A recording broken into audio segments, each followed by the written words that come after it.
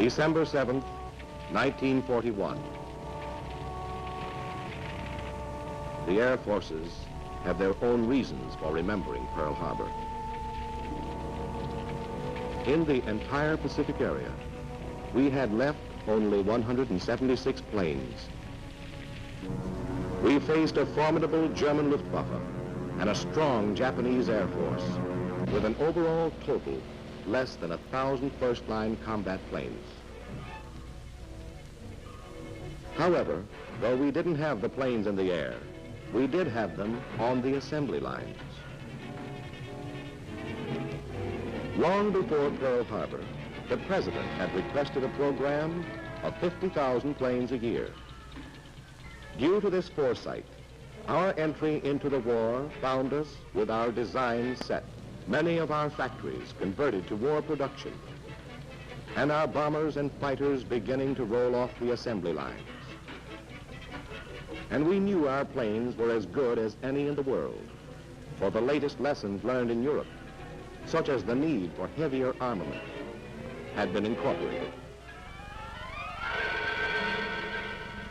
But what about the men to fly the planes? Training was the #1 problem. Lines of recruits appeared all over the country. The training commands pumped them into 2 main arteries. As the men arrived, schools sprang up to take them in. Air cadets went through a variety of schools preparatory to flying, while future ground crews learned 100 different trades. Some ground men volunteered for flying jobs. Others became officers. Flyers went on to the airfields, while gunnery training was given to bombardiers, navigators, and other potential crew members. Gaining constantly in skill, individually trained men from 1,000 schools poured on schedule into the operational training units. Here at last, they become units of air power. This program keeps aloft in the United States every day more than 120,000 men.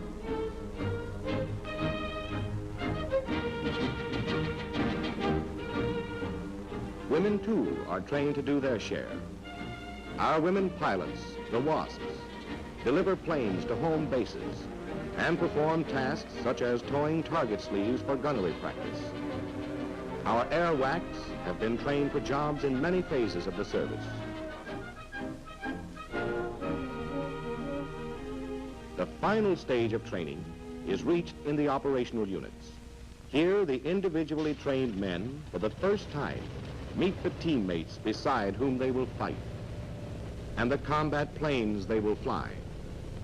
They train in organizational units as large as a complete task force, simulating combat conditions.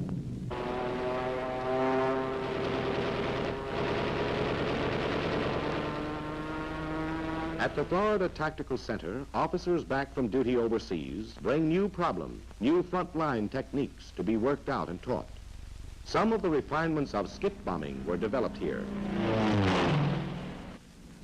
With a modified gun sight at low altitude, the pilot shoots his bombs into the target and takes evasive action. In a few weeks, this dummy target will be an enemy tank.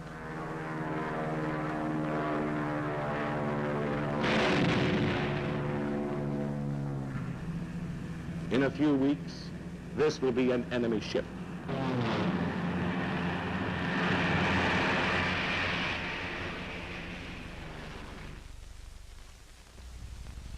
When ready for combat, the individual bomber team is already part of a larger team called a squadron.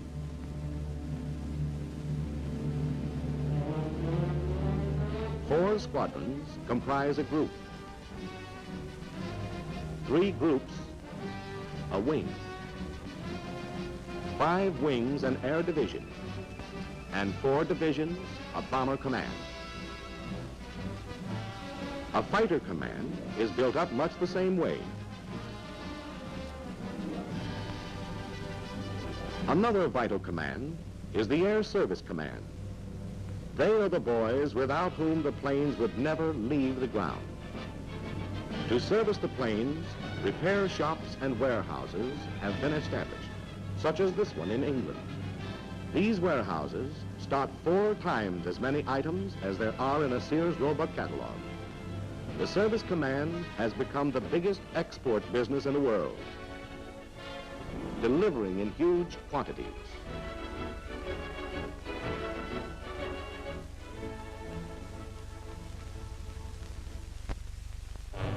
This damaged fortress, Stella, is typical of the planes that come back from a mission badly in need of the Air Service Command. For 3 of Stella's motors were dead. The 4th managed to get her back to England, but she ended up in a meadow. Stella was a mess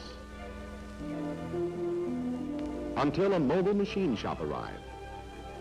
A temporary repair depot was set up, and the boys of the Air Service Command went to work.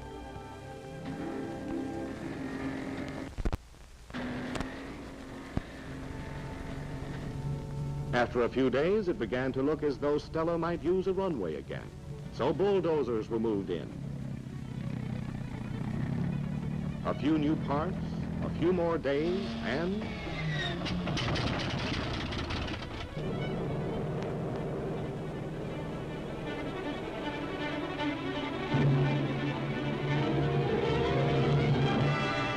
she flew again, ready to fight again. Thanks to the Air Service Command. The 3 commands are the backbone of an overseas air force. This is a global war. To understand the extent of our air operation, we must take a global point of view. You're looking at the world spread out from the North Pole. Today we have 15 air forces, all joined together by the network of the Air Transport Command. 110,000 miles of regularly scheduled routes, 4.5 times around the world. Over these routes, the ATC ferries planes from factory to front. It transports key personnel and delivers supplies at the rate of 10 million miles a month.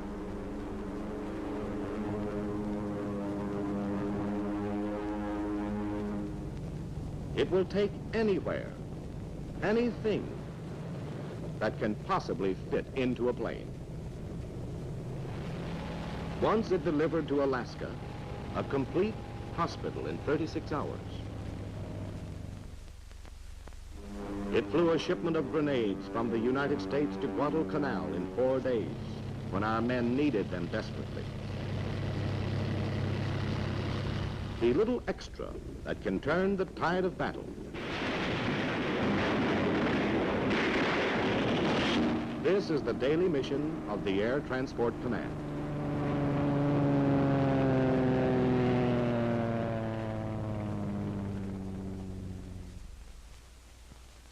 Our 15 air forces were formed at different times for varied purposes.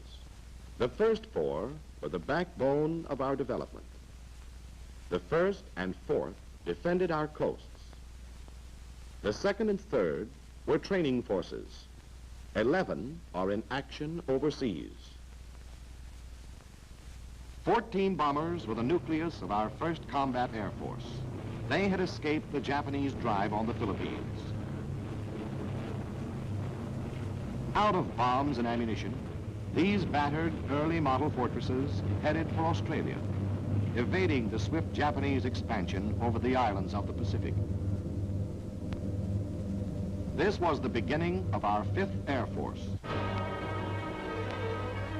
The 5th is a self-made Air Force. At the start, it had to improvise with whatever facilities happened to be available in the area. Nevertheless, within 3 months, it had joined the Navy in the Battle of the Coral Sea.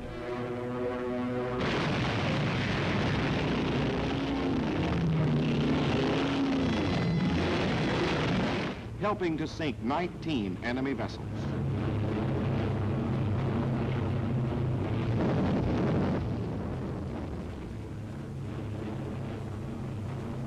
Some months later, a B-24 on reconnaissance located a column of Japanese warships moving through the Bismarck Sea toward New Guinea. This was the 5th's big chance. Every available plane was sent into action.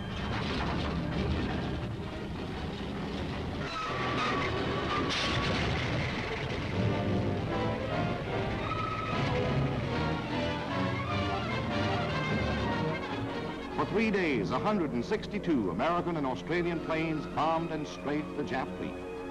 Many of our flyers came in at mast high altitude to skip bomb the enemy.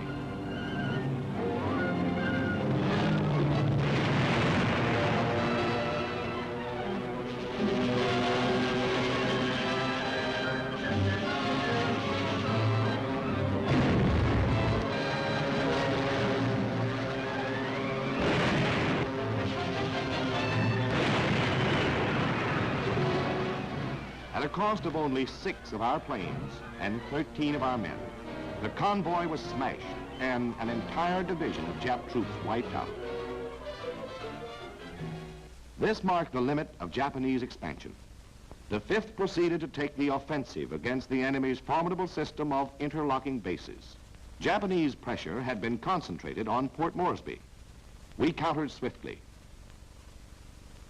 Our Troop Carrier Command flew 15,000 men across the Owen Stanley Range in one air movement.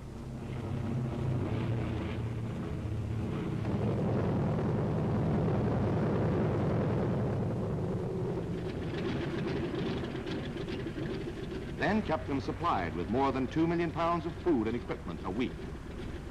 Guns were moved in, and the wounded evacuated on the return trips.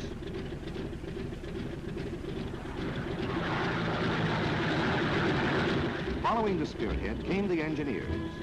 Sometimes they had equipment, sometimes they improvised.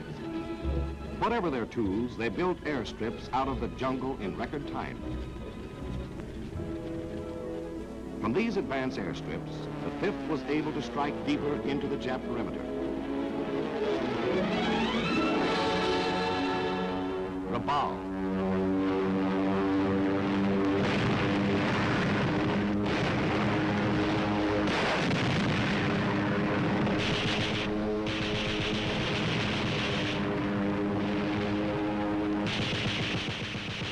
Wewak. We strafed enemy airfields and installations again and again. When the Japs tried to hide their planes in the jungle, fragmentation bombs suspended from parachutes blanketed the area.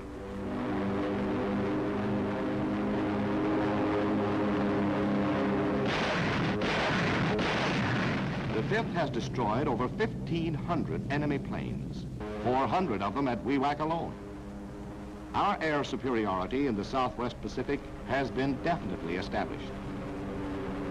To counter the Jap threat, we're building our own network of air bases on territory recaptured by our combined operations. In this task, the 5th has been reinforced by the 13th Air Force, which was organized a year after Pearl Harbor. Together, these two air forces are driving forward on one of the several roads to Tokyo. The 13th was activated with units from the 7th Air Force.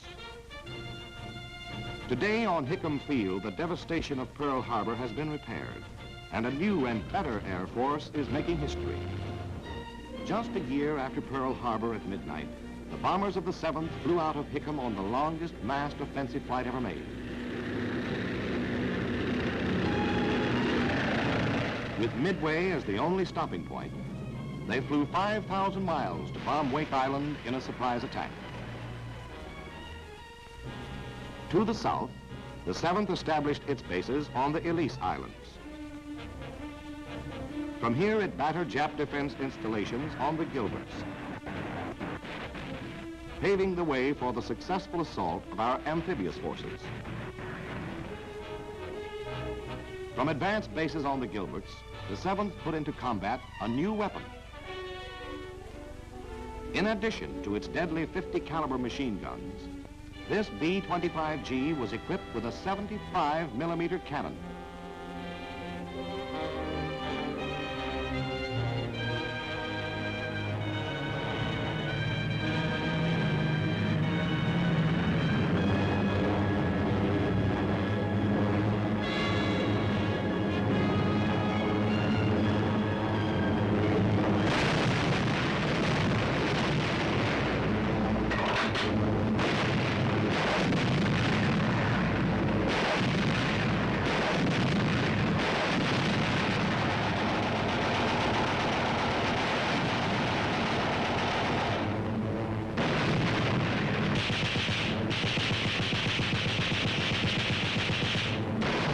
Saturated by the firepower of the 7th and of the Navy, another impregnable stronghold was taken by our armed forces. The 7th is opening up another approach to Tokyo. While the 7th was being built, the Japanese threatened in the north. In a surprise assault, they seized and fortified Kiska. We rushed planes to the 11th Air Force in the Aleutians. Finally, the Japs were squeezed out. From here, we have bombed Paramushiro, Japan's northernmost naval base. The 11th represents a third road to Tokyo. Many of the planes that were rushed to the Aleutians came from Panama, where our 6th Air Force has defended the Canal Zone.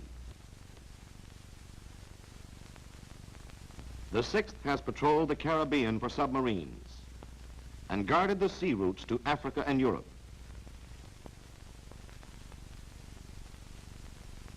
Based in England is our 8th Air Force, within striking distance of German production centers. Germany's highly developed industries are the mainstay of her war effort.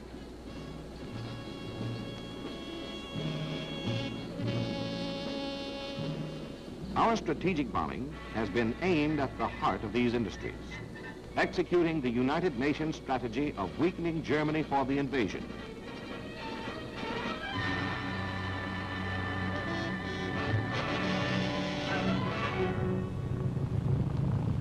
Precision bombing by daylight has been the American contribution.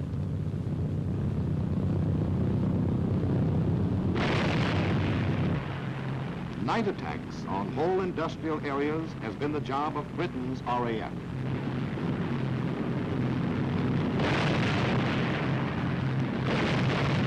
This double blow has raised havoc with German war production. German defenses have had no rest under the 24-hour offensive.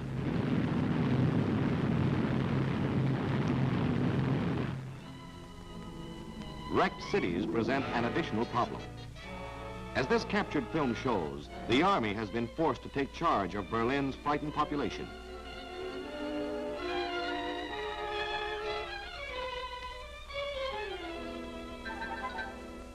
Manpower and resources have been diverted to necessary repairs. In 1943, a series of outstanding attacks marked the development of strategic bombing. Submarine yards, marshalling yards, synthetic rubber,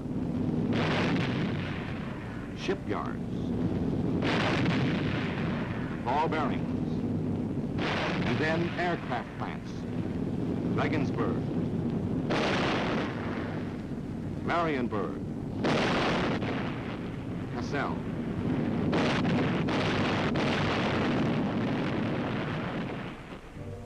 Today, the huge missions over Europe must be carefully and elaborately planned. Our flyers can expect any trip to develop into a major air battle. At a dozen scattered airfields, the bombers are assembled and moved to the starting lines.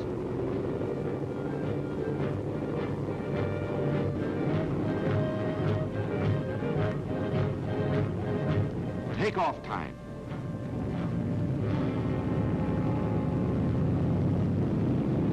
And the imposing forts and liberators thunder into the gray English dawn.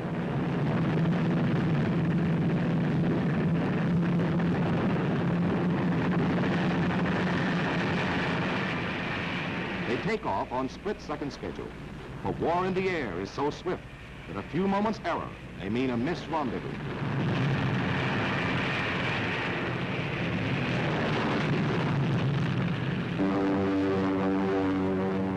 At the fighter fields, thunderbolts are ready.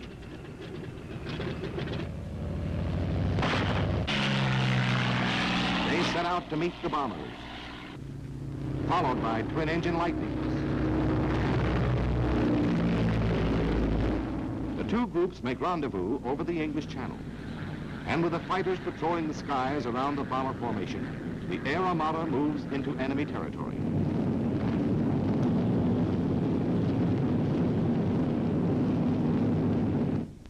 News of the approaching air invasion is flashed through the German warning system.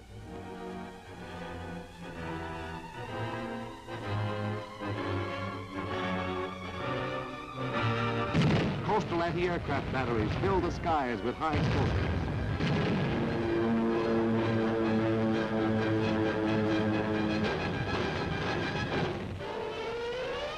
Alarm sirens wail over the German fighter fields and pilots sprint to their planes.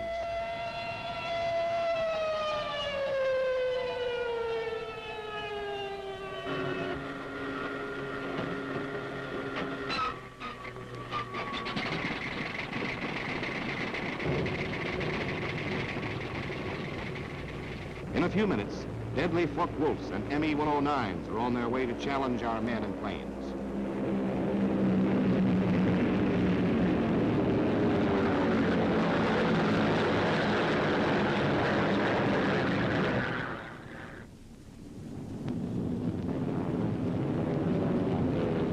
Our fighters peel off to meet the enemy threat, and the battle is on.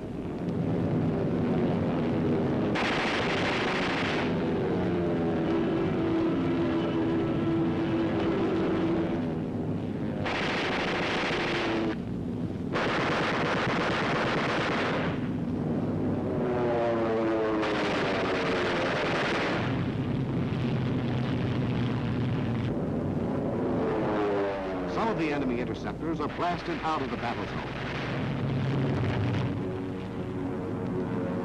Despite opposition, the bombers push on deeper into enemy territory, their progress mapped by vapor trails. In formation, the bombers can lay down a deadly pattern of protective fire.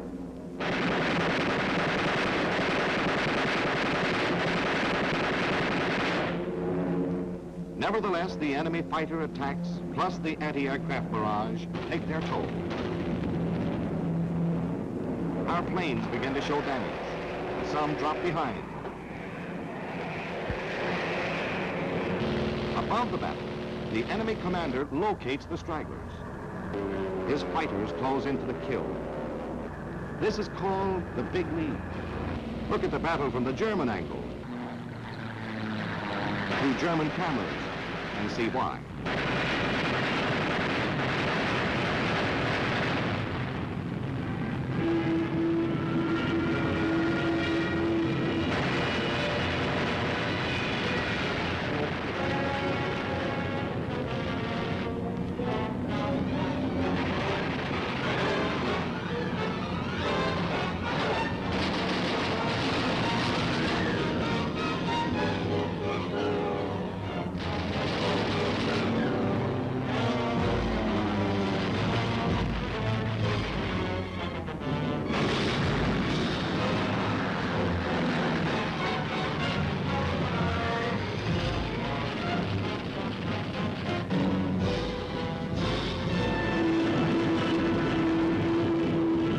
The main body of our formation closes in on the target.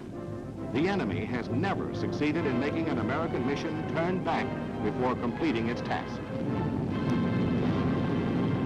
Despite the threat of sudden, violent death, our flyers stick to their jobs until the bombs are away.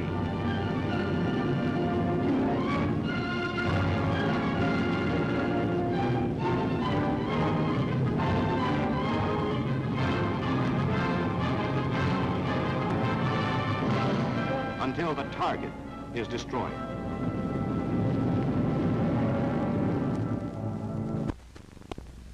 While the 8th hammered Europe, a new Air Force, known by the code name of Junior, had been activated. Its purpose, strength and destination, all secret. The secret came out in Africa. Junior was the 12th, an Air Force created to take part in the African invasion. Most of its operations were tactical. A tactical Air Force operates in the battle zone, smashing the enemy wherever he is vulnerable. It works with the ground troops, employing low-flying medium bombers and hard-hitting fighter planes. It fights to establish air superiority. In Tunisia, in 2 days, the 12th wrecked 112 Nazi planes in the air and on the ground. The desperate Nazis tried to fly in reinforcements to stem the advance of our ground troops. The 12th spotted the transports.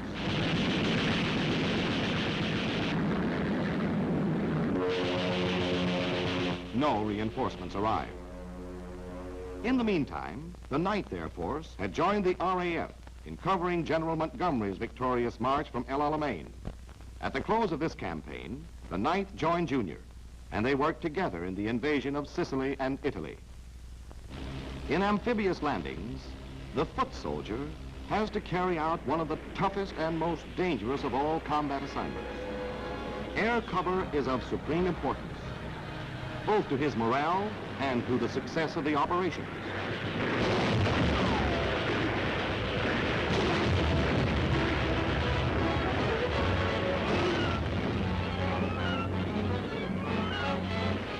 When a beachhead is established, the enemy's full strength must be held off until our troops have a chance to dig in, land heavy equipment, and supporting units.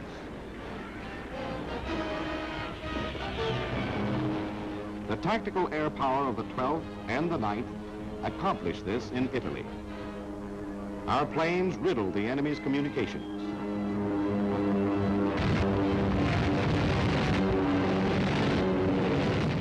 Neutralized his artillery, shot up his troop train, and stopped his tanks. Because of recent developments, the 12th has moved its headquarters to Italy. The 9th is in England for current operations. And our newest Air Force, the 15th, has moved into Africa. With this distribution of air forces, tactical coverage can be provided for any presently contemplated land operation. From its bases in Africa and Italy, the 15th can carry out strategic bombing over the whole of southern Europe, while from England, the 8th can plaster northern Europe. Together, they cover Hitler's entire fortress. There is no corner of his stronghold that cannot be reached by the crippling blows of strategic bombing. Our remaining 2 air forces have operated on the other side of the world, in India and China. Japan's unwarranted campaign of aggression began 13 years ago. A powerful Jap Air Force had undisputed control of the Chinese skies. These were happy days for the Jap flyer.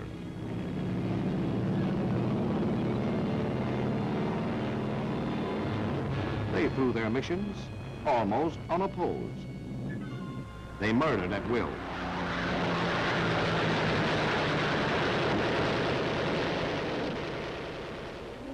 But in 1941, while America was still at peace, some visitors arrived in China. These were the Flying Tigers, under the command of a master tactician, Claire L. Chennault. Unaware of their presence, a Jap bombing mission headed for its target. The Chinese warning system flashed the news across the hills to the Tigers.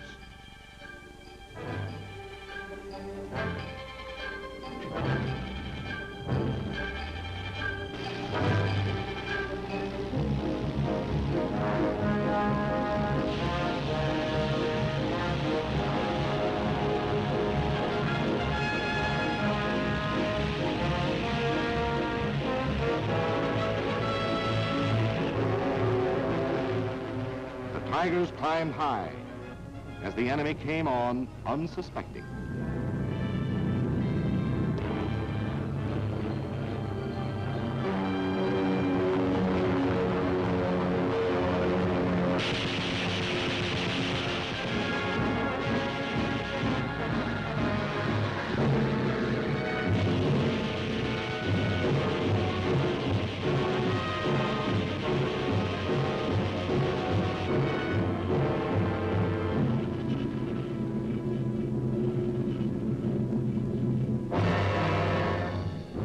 One gone, and a flying tiger circles around his victim to make sure of the kill. The score that day was 6-0. From then on, the Flying Tiger's combat record never dropped below 5-1. The Flying Tigers were supplied over the old Burma Road. Following Pearl Harbor, Japan took Burma and cut this supply line. The Tigers became members of General Chennault's 14th Army Air Force. But because of this same problem of supply, the 14th is still numerically small. Supplies for the 14th start the journey from the United States by ship. After a voyage that takes 2 months, the vital cargo is unloaded at Calcutta. The bulk of it must be pushed to the river docks, laboriously loaded onto barges, and shipped upriver to Assam. Length of the trip, 40 days. The other route to Assam is by rail on a primitive railroad. Shortly after the trip begins, the rail becomes narrow gauge. The agonizingly slow process of unloading and reloading starts again. Frequent accidents and irregular schedules further slow up supplies. At the end of the arduous rail trip, most of the heavy equipment is loaded on trucks for a 4-day journey on rough, dusty roads. And so by ship, train, river barge, and truck, the supplies for the 14th are painfully assembled in Assam, headquarters of our 10th Air Force. The 10th is one of our oldest air forces, created in haste when the Japs threatened India. Today it defends the western terminus of the only route left into China, the hop from Assam across the mountains to Kunming.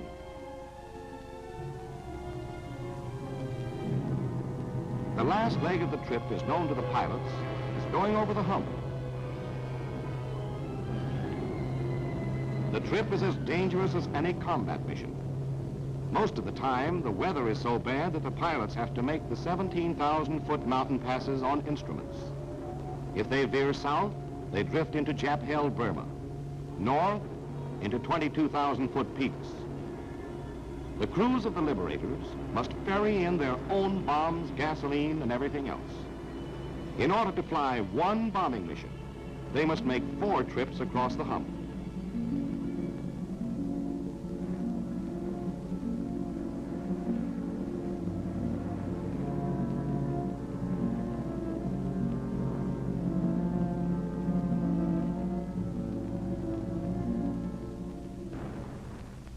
Finally, the bombs, the gas, the tires, the food, the cigarettes, the 1,000 things our flyers must have, arrive at Kunming.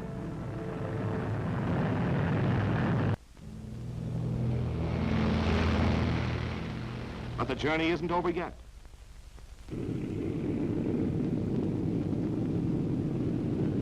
There's one more leg into enemy territory. Hong Kong is the objective on this mission. The bombs are finally away. They've come 10,000 long miles. They've been en route for close to 6 months. But on this last couple of miles, they travel swift and true into the enemy target. To broaden the scope of our operations in China, we're building a supply route from Ledo. The road is being built as we fight and will eventually connect with the old Burma Road. When completed, it will carry some 40,000 tons per month. The conquest of Burma would further facilitate transport by opening up the port of Rangoon. But basically, we must have a direct route into China. For China, besides having obvious geographical advantages, has the great asset of its people. American-trained Chinese pilots have already proved themselves in the 14th. The Chinese make expert mechanics, and their manpower is limitless. Potentially, China is our best base for strategic bombing of Japan.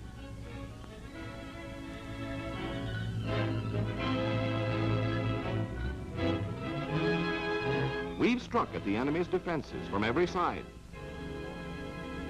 We've had some success. But Japan is still far away. For our 15 air forces all over the world, 1943 was a year of great achievement. We flew more than 350,000 combat sorties. But in 1944, we will fly an estimated 1,500,000 sorties. Over 4 times as many as last year. In 1943, we dropped nearly 200,000 tons of bombs on the enemy. In 1944, we will drop an estimated 700,000 tons, 3.5 times as many. In 1944, our strength in every category of air power will decisively outclass the enemy. As our military power grows, Germany and Japan are placing increasing reliance on non-military factors to avert their defeat. They realize the vital importance of our production during the tough year ahead. They're counting on their theory that a democratic people is too undisciplined to maintain the terrific production pace we have set.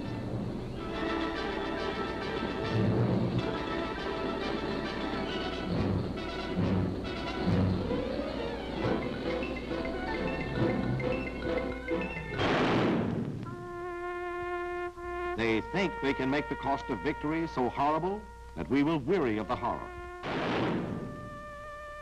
We in the Air Force know the price of victory. Every battle takes its toll of our planes and men.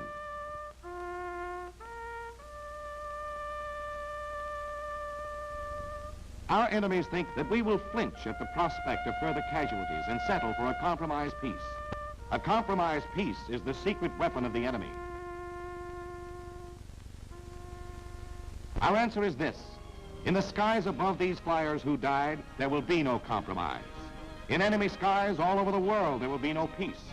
Our bombers and fighters will rise in ever-increasing numbers. The roar of our motors, the pounding of our guns, the whine of our bombs. These sounds will never cease until our enemies below are destroyed.